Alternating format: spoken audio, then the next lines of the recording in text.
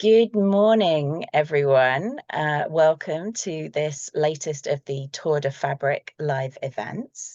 We are here this morning with a very distinguished panel, and we're going to be talking about pattern design. So first of all, I'd like to hand over to the panel and ask them to introduce themselves. The order on my screen is Ali, Siobhan, Andy. So go for it, Ali. Hi everyone, I'm Ali Ride. I am a designer, I'm a maker, I'm an entrepreneur. I design and write quilt patterns from Verona, Italy. I sound Australian, that's because I am, but now I live in Italy, so that's where I am right now. I've been doing this for a little while now. It's really great fun. It's wonderful to be here on a panel with other quilt designers as well. I use Adobe Illustrator. That's my main program that I use, and that comes from my background as a designer. And before that, in another lifetime, I'm a recovering engineer. So that's kind of the pathway that I took to be here. That's me. Thank you. Okay, Siobhan, over to you. Hi everyone, I'm Siobhan. I'm part of CDM 365 Studios. I do primarily quilt pattern design. I work on patterns for myself, but also for magazines and different fabric companies. Right now, I'm a Benertex ambassador for this year, which is very exciting. Um, and I tend to do mostly modern design, but it can be influenced and done in a whole bunch of different styles. And I use Prequilt a lot. They're a Canadian-based company. And paired with that, I use Canva for doing a lot of my diagrams. Mm. Okay, interesting. I'm a big Canva user as well, although not for pattern writing, because kind of for general graphics. I think all of us are. But wonderful. Okay, Andy, over to you. Hello, I'm Andy from True Blue Quilts, and I am enjoying the heat in the desert Southwest. I live in Phoenix, Arizona, and I have been a self-published pattern designer for about 10 years. My mother and I co-wrote two quilt books that are available on Amazon. So I've done that whole Kindle publishing, self-publishing thing. And for my standalone quilt patterns, I typically design in EQ8.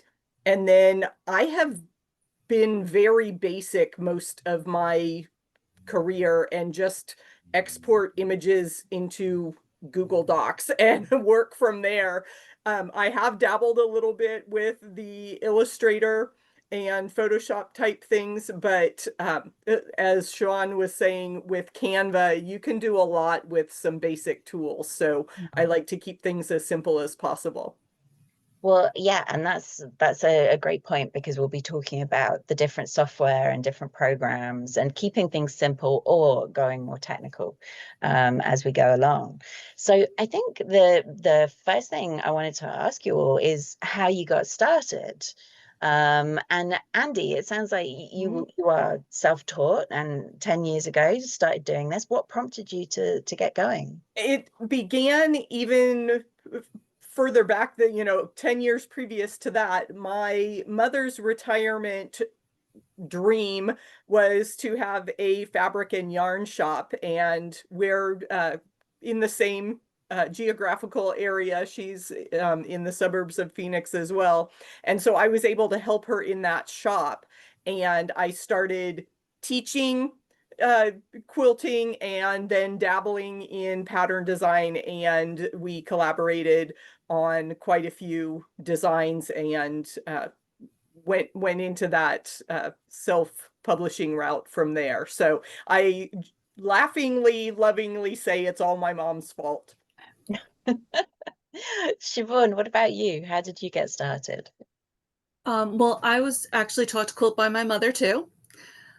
Um, and I've been quilting for a long time, forever. Um, and probably about 10 years ago, I started with pattern modifications.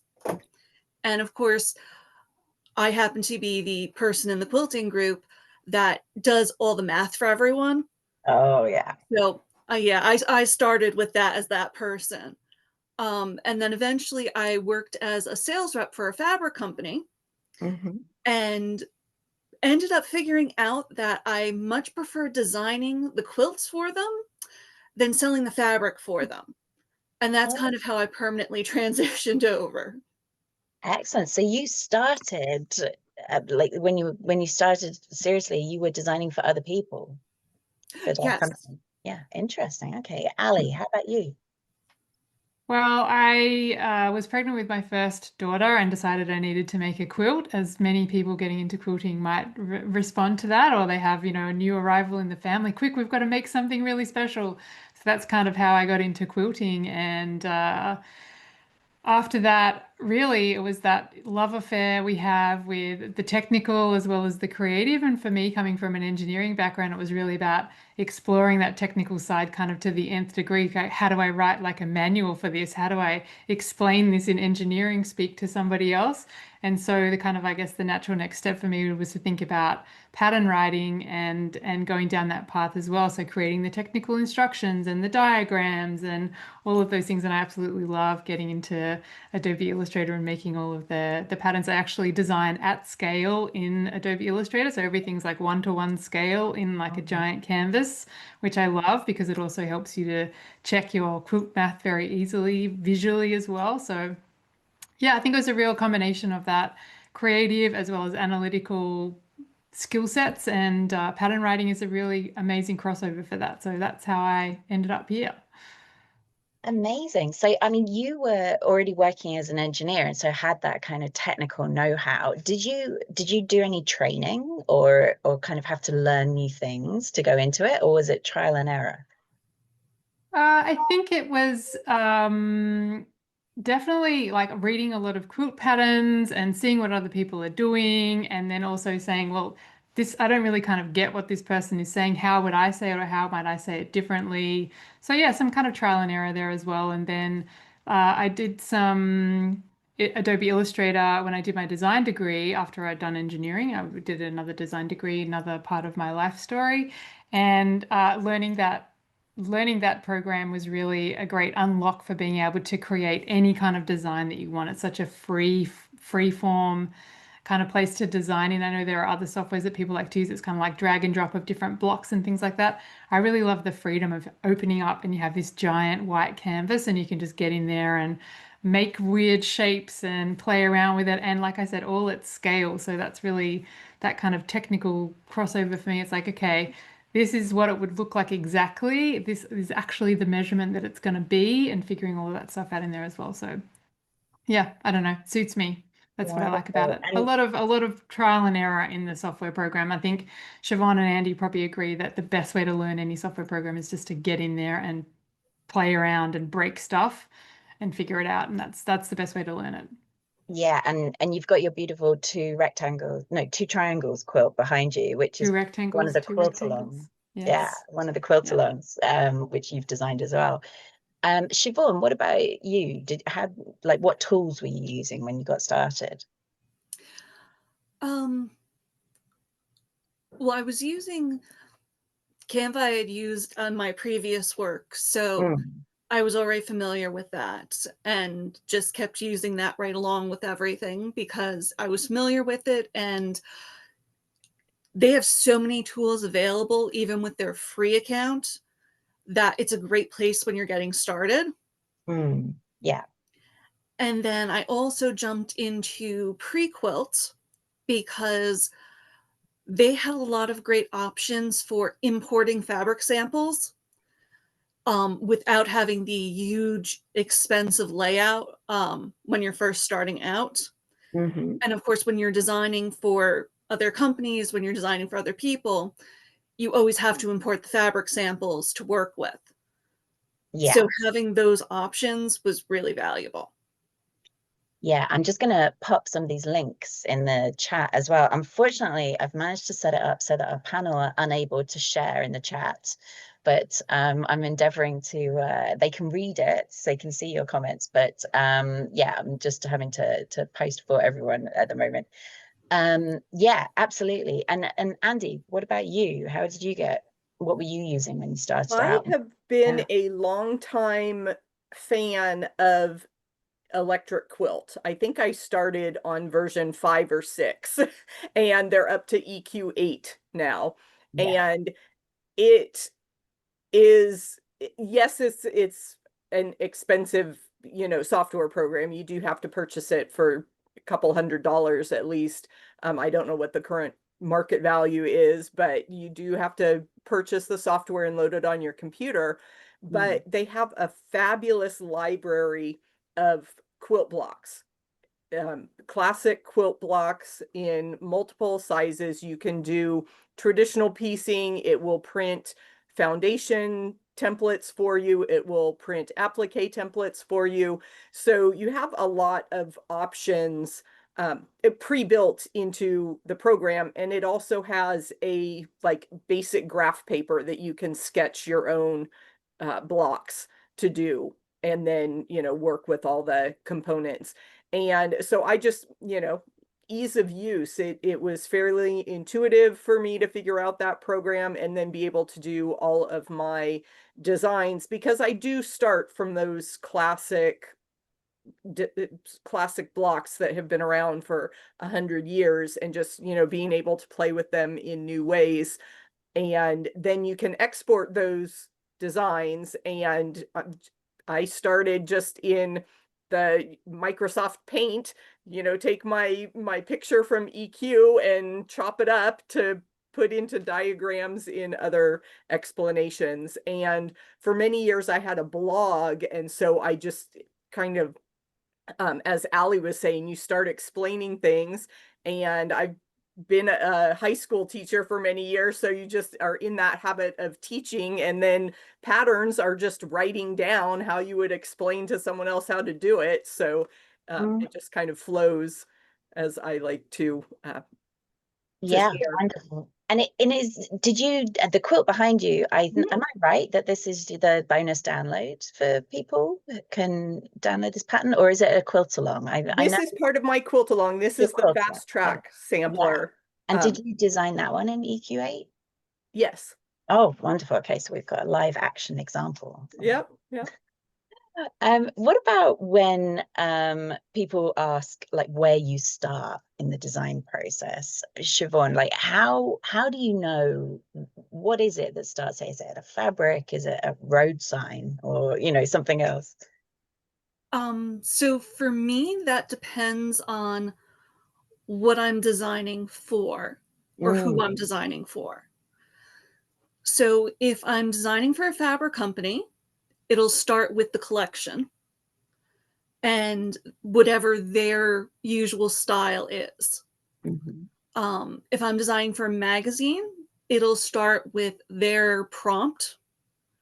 So whatever their design prompt is, which sometimes can be really simple. It can be a holiday theme, or sometimes it can be a specific technique. Mhm. But then if I'm designing for myself, and I don't have to do for anyone else, I tend to take a lot of inspiration from travel. And I like architectural features. So different things from building, the way tiles are laid, um, the way bricks are laid sometimes, patterns and carpets even. Different things like that will be inspiration for me a lot. I'm sure that like most quilters, a lot of my phone is taken up with photos of things that I've snapped a picture of and found particularly inspiring. Ali, what about you? Where do you start with these things? I'm also one of those people who collect photos of that's a great quilt idea on my phone, right? So the idea for this quilt came about, it was about 3 years between me taking the photo and then blowing the digital dust off that photo. And then I generally start analog and I do some Oh, sketching. And I talked about this a little bit in the trunk show we did the other day, B. mhm. I generally start, yeah, analog. I am normally inspired by something that I've seen around. Yeah, architectural features are fantastic. Nature, shadows are really cool as well. I love to look at shadows of things. Then I'll sketch it, and I normally try to just start by looking at that inspiration source and then move away from the inspiration source and just iterate with what I've kind of sketched out. So I'm not referencing that original source so much. I'm referencing what my visual take on it was from the sketch. And then I kind of iterate that idea a few times analog, so with a pencil and a piece of paper, and then I'll bring that into a digital program like Illustrator or something like that. But it's just, pencil, paper, going out to do some thumbnail sketching of a horizon, landscape, something. Some ideas come out. Some ideas take 3 years between a photo and actually sitting down to do a sketch, and others are a little faster. It depends how excited you are about the idea and how much free time you have, I guess. Yeah, and this is a method you teach as well to people who want to start designing patterns. I do, yeah. So I have a workshop called Sketch to Stitch. So I teach you this whole design method where you can gather your own unique inspiration, sketch it out, and come up with a really unique design idea that you can then turn into a block, or you can turn it into a mini quilt or even a larger quilt. So we go from the sketch all the way to the stitch. So you can find out about that on my website. I'm sure Bea will drop the links to us are all in here as well. So if you want to find out more about that. But yeah, it's a fun way to explore what you can really see, because we're all visual people, we're all quilters, right? So it's about kind of refining those skills we have of translating something that we see, those good ideas, and then taking that next step, not just leaving it on your phone, but really taking that next step to change that idea into something like a tangible piece of fabric we can wrap ourselves in. I think that's a really inspiring path to take. And I know you mentioned in passing previously that a couple of your former students are teaching or designing as part of the Tour de Fabric. Yes, Which yes. are they? We're three. So Timmy's teaching. She's teaching a foundation paper piece block. Amber is teaching a t-shirt quilts, I think. Yeah.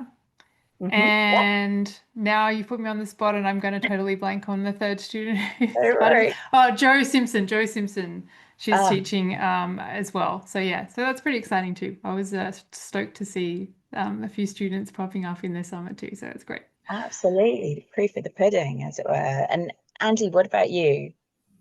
Um, I think the original question was like Oh, sorry. fabric or Yes, pattern what first, gets you and started designing something? yes, to to all of it that Siobhan and Ali have shared as well. I too have designed for magazines and fabric companies, and having that theme to spark generates a lot of ideas. I am a habitual joiner, so if there are challenges out there, I will be, just because they having that prompt really does spark my creativity to come up with my stretched blocks, my 6x9 that I call my Little Bit Different collection. I just took that idea of, hey, I want rectangular blocks. I don't want to make square blocks for a while. I want to see what I can do in this new format.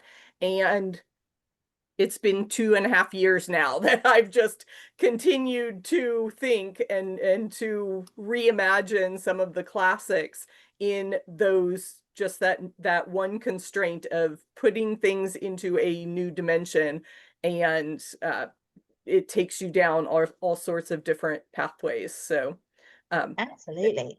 yeah, and as Siobhan was saying, when you're given a fabric collection or you walk into a fabric store and you fall in love with that one print, and then that takes you down another pathway. What can I do with this? What blocks are going to show this off? What other elements can I bring in to highlight, what are my favorite things? If I'm making something for a specific person, that will influence the color and the block choices as well. So it's all part of the creative process.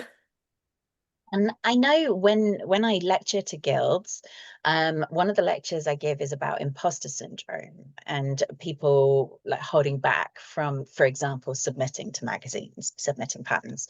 And there's two issues that always hold them back. And I'd love to get your take on these, all of you. The first is that their pattern will go viral and they won't be able to cope with demand and success. And I'm always like, let's wait till that one happens, and then we can figure out the solution. That's like It doesn't happen to everyone. But the other one is, of course, the very natural fear of rejection.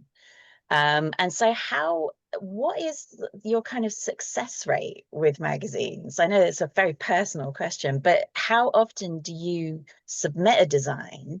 And how much of a design do you have to submit? Is it like the finished pattern that you have to submit, or do you just submit a sketch? Like, how does it work? I don't know. Ali, have you submitted to magazines before? I know Siobhan and Andy have mentioned it. I haven't directly submitted patterns to magazines. I Mm. mean, I've made submissions for other inclusion in other types of magazines, like, media, print, Right. catalogs or whatever. Sure. There's always that kind of finger hesitating over the button feeling, right? You're like, oh my gosh, I'm going to press this button and something's going to happen. And guess what? You press the button and anticlimax, nothing happens. Either they say yes or they say no. And you know what? Either you win or you learn, right? There's no fail. So go for it. That's what I say. I mean, just get it out there in the world. What's the worst thing that can happen? They can say no, but they can also say yes, right? But you're not going to know unless you do it. So put it out there. I actually had a student of mine recently, Tracy. She's a long arm quilter, Tracy Pereira. She recently made a submission to a big magazine, and she was so worried about making the submission. And you know what? She learned so much about her own self and her own levels of self-confidence by going through that process, pressing that button. And even though she wasn't accepted, she was like, you know what? I don't even care that I wasn't accepted. It was just that, like, going through that process of making the submission and putting myself out there, that was the win. It wasn't about whether I was accepted or not in the end. So I Mm. think there's just so much to learn by just saying yes, putting it out there, and yeah, like it's either win or learn, right? There's no fail. That's a Nelson Mandela quote, so you can Right. I put love it on a that. post-it note and stick it on your wall. Yeah, absolutely. Siobhan, you look like you wanted to jump in there. Well, the other thing I wanted to add to that is just because they don't accept a design one time doesn't mean that the design isn't going to fit somewhere else. So never think that just because it's been rejected once that everyone's going to reject it. It just means that it did not fit there. Because I've had that happen. One of the last patterns that I've had, I wish I could share it with you, but contractually I can't. It will be coming out this fall, I can tell you that. I had it rejected 4 times. And then the 5th time it was accepted. Wow. Okay. So just something to keep in mind, folks, that again, just because it's not taken that first time or that second doesn't mean it's not going to get accepted at some point. So you Mm. just have to kind of keep in mind that that rejection is not something personal about you. It just means that at this moment, it doesn't fit what they're looking for. That is a great point. Yeah, that it's just not a fit at the current time. Andy, what's been your experience of this? I have not, I go through phases, as I'm sure most people do, where you may be really interested in designing for magazines and you submit a bunch of designs to all the different places.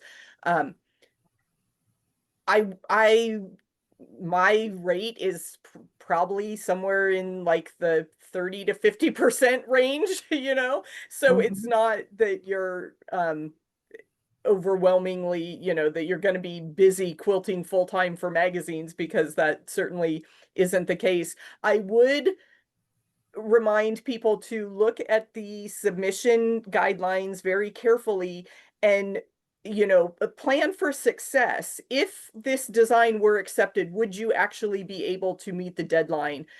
Because there are things where you may submit and you hear back from them and you have to get that quilt completely done and mailed within like a couple months, and that can be a challenge, especially if you've got other things going on in your life. So, and that's not to say it can't be done. You just have to be aware of all those factors. It was really fun to be able to work with different fabric companies, imagine different color schemes. I think you had asked also, you know, what is involved in the submission. In my Yeah, experience, it is a sketch, like my EQ layout of the quilt, and just that sketch of the design is enough. And then you have some negotiations there between, you know, they may ask for a different color scheme or something, and you can work that out. So just having the quilt layout is all you need. For the magazines I submitted to, I was not involved in writing any of the pattern instructions. I sent them oh, my quilt, I gave them some basic dimensions of the blocks, and they took care of the rest of that. So kind of surprising that there's a little bit of a gap there between the design function and the pattern writing function. that's fascinating. But you did have to make the quilt and mail it to them. Yes. Fascinating. Siobhan, has that been your experience as well? For everyone I've worked with in the US, that's been my experience. Mhm. But for Make Modern, which is an Australian publication, them I did write the pattern. Right. Um, it's actually kind of nicer though when you write the pattern, because you don't have to worry about what odd terms they might put in. Oh, Because yeah. I had this happen with one of mine where they were using, it must have been some jargon that they have used previously in their magazines, and it was for making 8 at a time half square triangles, Mm. which is, it's great, works really well and all of that, but they didn't call it making 8 at a time half square triangles, and the link they had put in didn't work for showing it. Oh, So I had people emailing me asking, what is this? yeah. So that can sometimes be the downfall when you're not writing the patterns yourself and they put in something and you're like, yeah, no, that's not really what I meant.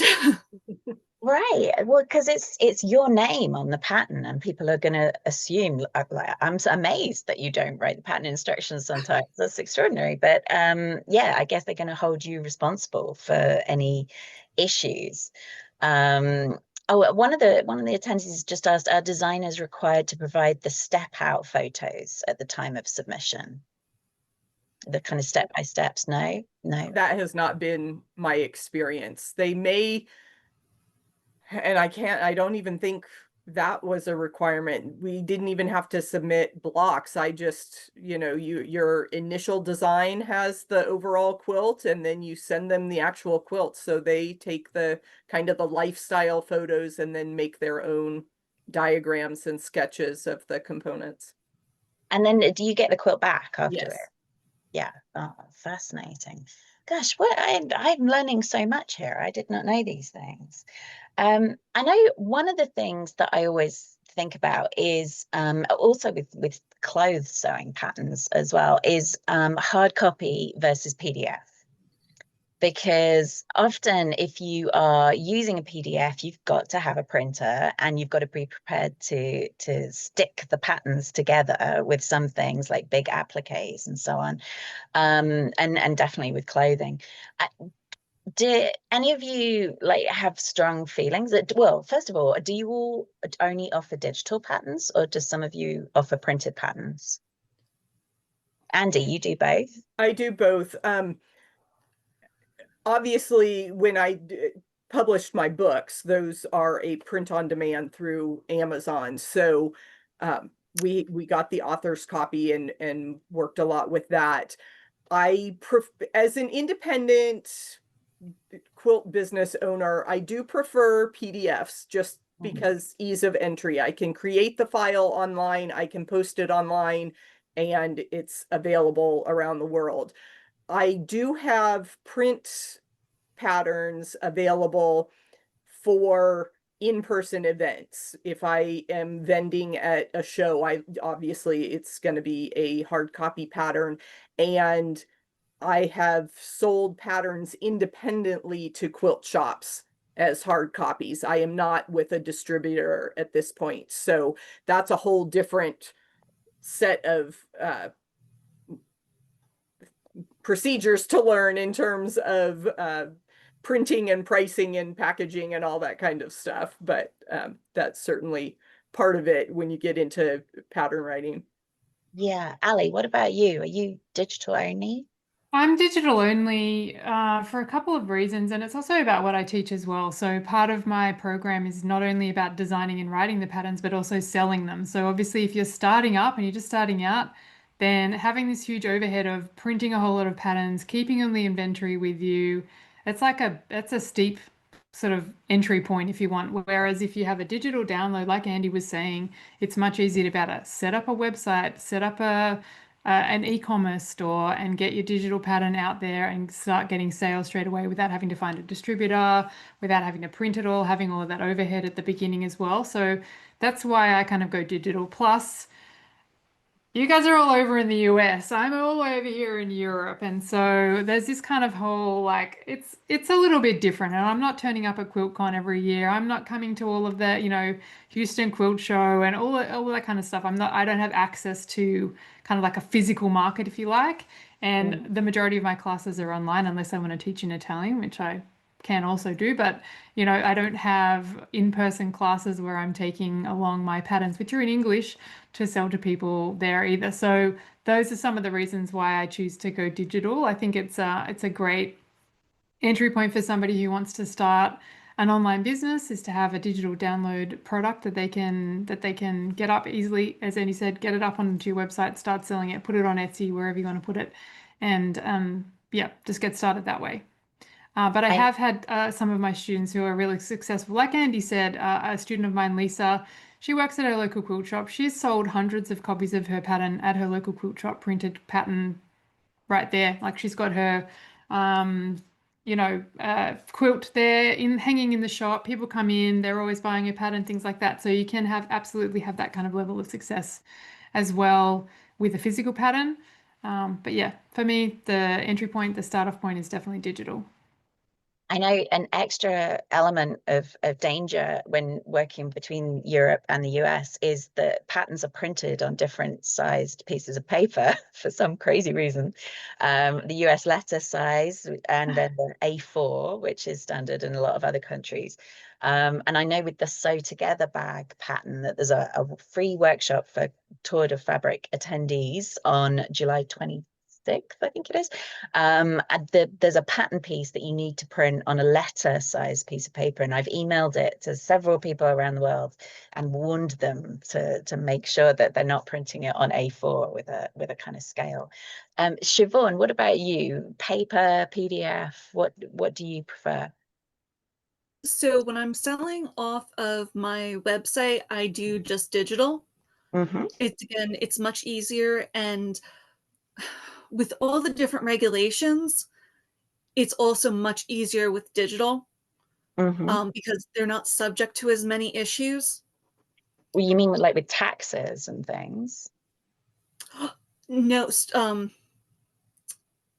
with some of the different trade regulations that come in, not even with Right. the taxes, Mm. because whenever they're first implemented, no one knows what's under what category. But for the Yeah. most part, digital is always an exception to them because they're not a physical product. Yeah. So it just makes that much easier. Yeah. um, but I do print patterns for quilt shops. Mm. So, and my promise to the quilt shops is always, I will never sell print patterns. If they're print patterns, you are the only ones that will have them available. Right. I know there's a number of different designers who do that kind of thing. Will only sell the digital copies. I would love to know in the chat if the people here prefer PDF or printed patterns. And yeah, I know there's a whole nother topic about how you keep track of all the digital patterns that you've downloaded and how you organize them and so on. What about for people who are listening, who are interested in starting to design their own patterns? Like give me like the first 3 steps that someone should take if they want to do this? Andy, let me start with you. Oh goodness. If you were writing a pattern, I would say to get all your thoughts down and what you think is going to be a logical order, and then uh, find a quilt friend to look it over and give you some feedback on, because it always, you never know where you're off track until it's in the hands of the user. And so I did want to mention that whole idea of testers, and because that's an important component of any pattern writing exercise, and that I put technical editors in the same kind of category. It's that proofreading step, that extra set of eyes.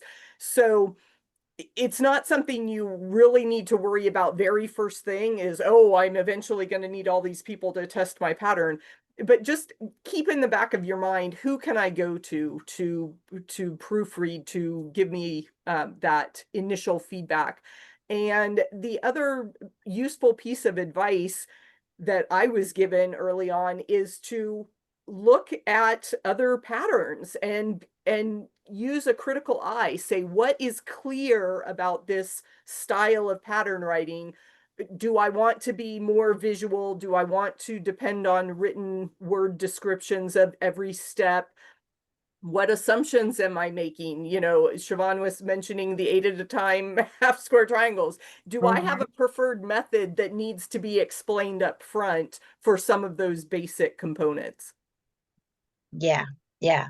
Siobhan, just thinking about your 8 at a time half square triangles, what would be your advice to people starting out?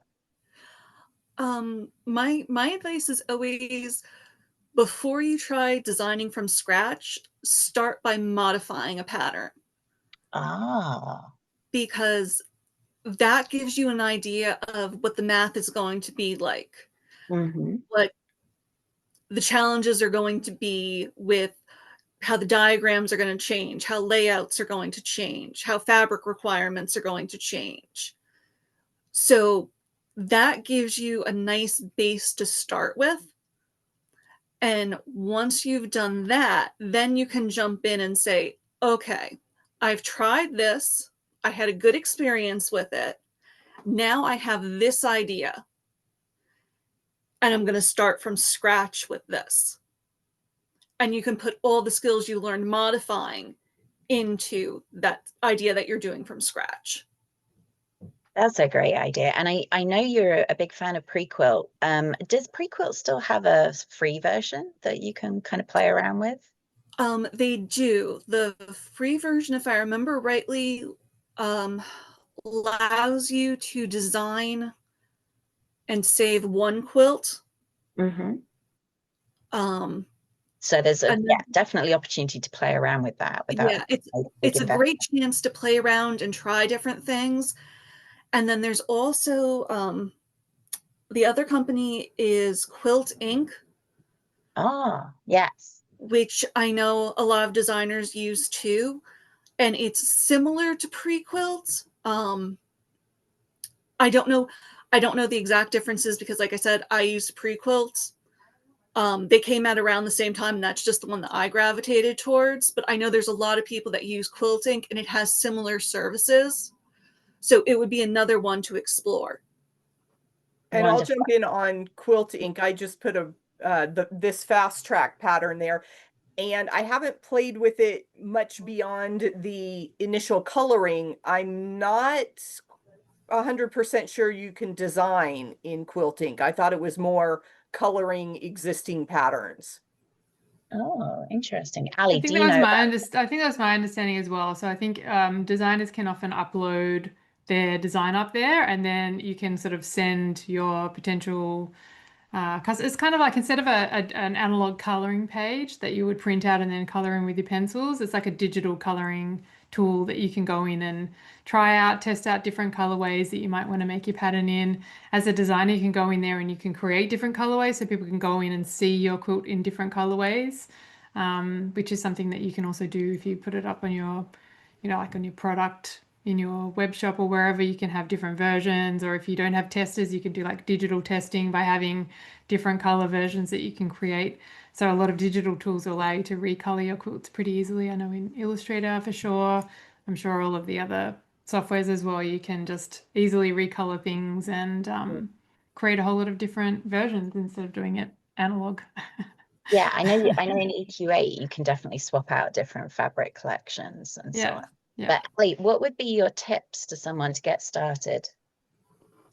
Mine is always, like, coming from a design background, mine is always to find that unique design that you really invested in, not as in this is the masterpiece that I'm creating and I'm so attached to it that the whole world's going to fall down if it doesn't happen. But just go out, open your eyes, walk around your neighborhood, take a walk around the block the opposite direction, see what you can see, and just get some really unique idea down on a piece of paper. Like we said before, you go around, you take a photo on your phone, then just sit down and do some sketching and see what comes up from that. I mean, honestly, it's paper and a pencil. It doesn't have to be complicated.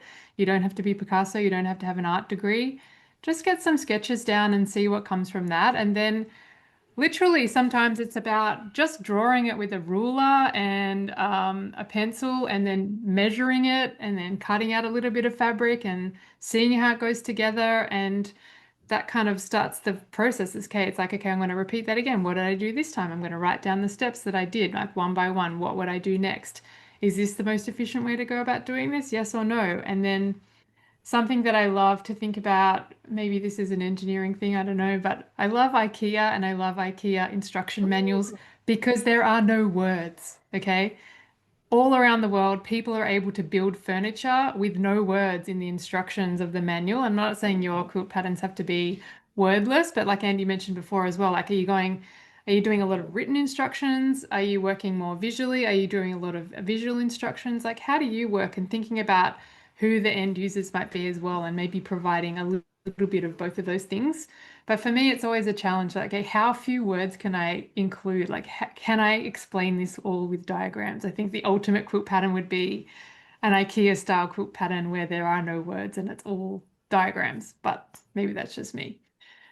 You remind me of I used to live in Tokyo, and the Japanese craft patterns for all sorts of different crafts are very word minimal and became very popular in Europe when I was still living there like 20 years ago because of that, because they were so easily translatable, if you see what I mean, without words. Um, that would be interesting though, yeah, to write a quilt pattern without words. That would be an interesting challenge. And So another thing to think about is that, like, now everybody has a video camera on their phone, right? So you don't have to necessarily write a whole lot of instructions down. You can film yourself making it, use an AI tool to just like chop that up or even like transcribe that, and you have a set of instructions that you can then use and start to refine that way as well. Like, we have right. technology at our fingertips. And I've So definitely seen a lot of have a YouTube try. that just have music playing Yep, while someone is absolutely. making something.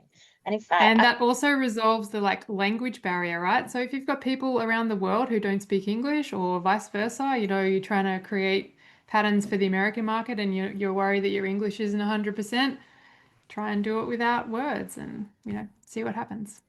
absolutely. And we didn't really get into AI and the effect that has had. I've seen knitting and crochet patterns in particular where there'll be an elephant that's kind of got one leg 3 feet long and things like that. Have you looked into AI with quilt patterns? Any of you? I think it's a great tool to use if you've already got what you want to put out there down and you want a little bit of help with, okay, how could I make this less wordy, or how could I make this clearer potentially for a user? But like any tool, AI is just another tool. Like with any tool, you have to know how to use it, and you have to train that tool to be able to be talking to you in the way that you want it to be talking to you. So Mm. AI is, generic if you want it to do something specific for you, you have to give it a specific set of parameters for it to be able to give you a decent enough output that's going to be useful. So in terms of like editing, I think that's really great. Or even like, okay, could these steps be more logical? But then sewing is not always necessarily logical. You know, it might tell you to sew Y seams in a way that you're just like, what? That doesn't make any sense. So I think Yeah. craft patterns, there's still so much human input that goes into those, and there still will be. But it is a tool that you can use for certain parts like editing or, you know, getting the steps maybe in order or, you know, those kinds of things. I think it's useful. Yeah, I Yeah. haven't had too much experience with AI in my pattern writing. I tend to be old school and do it all myself, but I saw an interesting video by Kim of Cotton Cuts. So if you're on YouTube, search for her. She and her son actually put a block into Chat GPT and had it spit out the instructions, and then they sat down and followed the instructions word for word, and they came up with a quilt block that had some random holes in it, so it wasn't able to give them 100% accurate instructions, but it was a fun experience if you want to see where AI was about 6 months ago. That was the capability.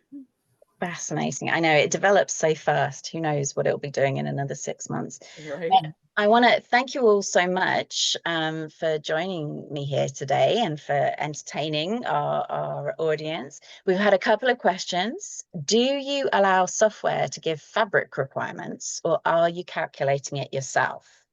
I know EQ8 has a reputation for being a bit dodgy on fabric requirements. And I do use it as a starting point. So I will take those fabric requirements and then I will either add 10% just, cover the bases, or I will actually go through and do my own calculations of, okay, if I need to cut this many, this size square, what is that actual yardage going to be, and then add it all up at the end. And that's where technical editors are very helpful. It is worth my mental ease there to have a professional look it over, someone who knows the quilt industry, knows how to do quilt math, and can back up my calculations.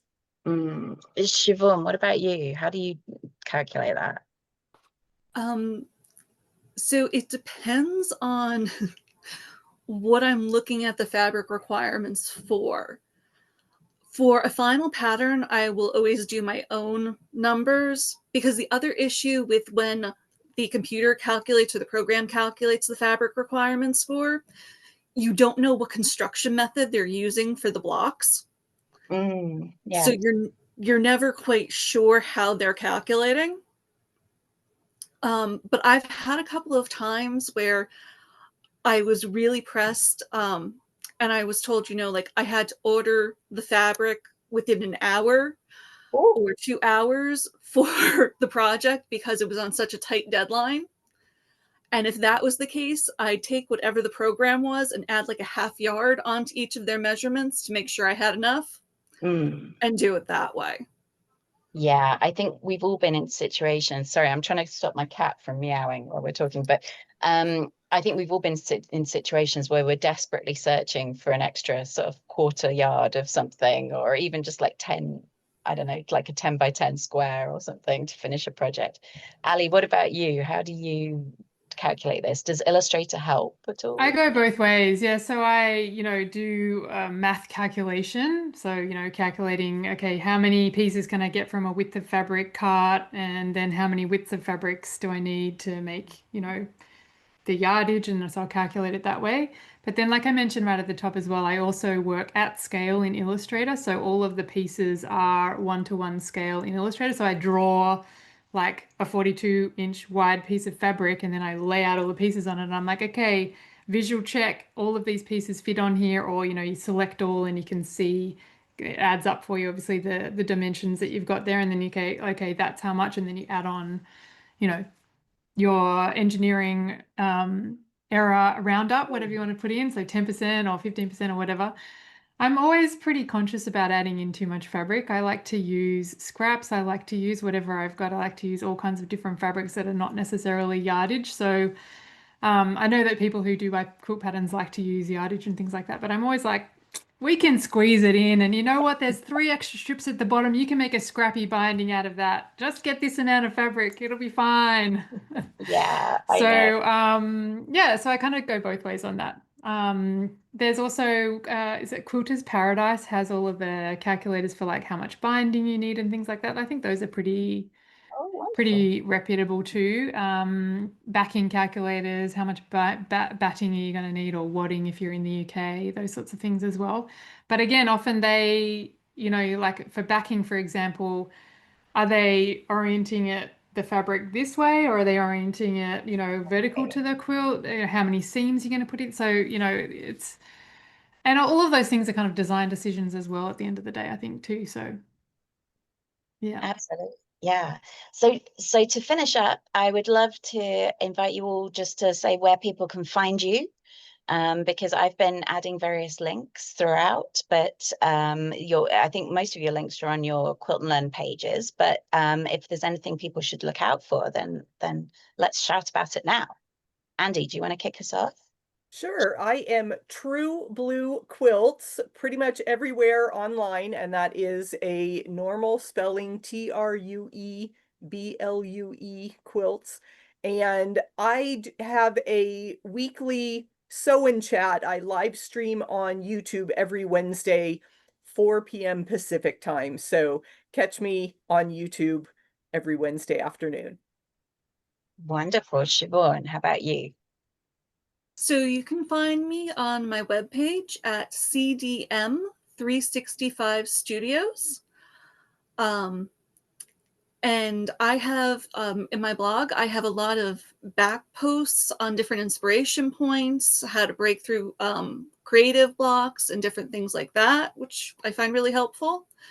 And in the Tour de Fabric, I also have a workshop where I actually go through some uses for Canva and Prequilt. So if you're interested in taking a peek at those, try the workshop.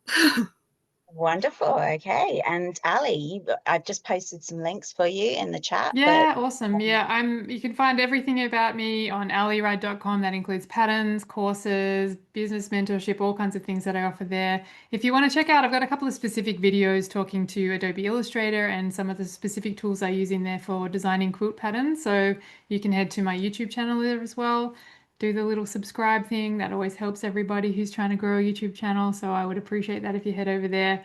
Yeah, so that's where you can find me, or just drop me an email from my website and I'll get back to you. wonderful. Well, thank you all so much. Someone reminded me earlier that the chat doesn't show up in the recording, so I'm going to put all these links into the notes when it goes up on YouTube later today. I just really appreciate you all joining me and sharing your experience. So thank you so much. And for anybody listening, we have a trunk show in another sort of 6 hours or so, and so I look forward to seeing some of you then. All right, thank you, everyone. Thanks. Great to meet you all. Bye.